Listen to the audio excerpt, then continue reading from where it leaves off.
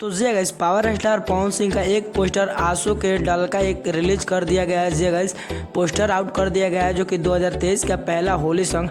आपको पहले ही वीडियो में बताया था कि पावर स्टार पवन सिंह का होली से पहले ही उनका भोजपुरी जो कि होली गीत आ जाएगा आप लोग के बीच।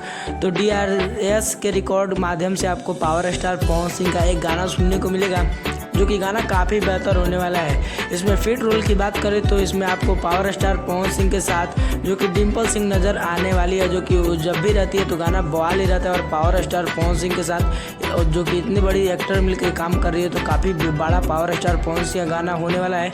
पावर स्टार पवन सिंह के राय को लेकर क्या ही कहना है, क्योंकि वो भोजपुरी इंडस्ट्री को हमेशा आगे ले जाते हैं और ले जाने के लिए सोचते भी है।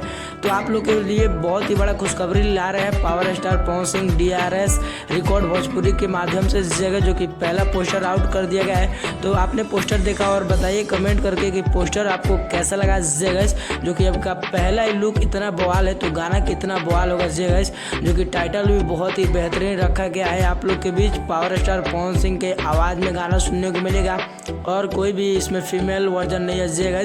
केवल पावर स्टार पवन सिंह का आपको मधुर आवाज़ होली गीत सुनने को मिलेगा। तो पावर स्टार पवन सिंह का एक गाना सुनने के लिए आप कितना ज़्यादा एक्साइटेड है कमेंट बॉक्स में ज़रूर बताइए।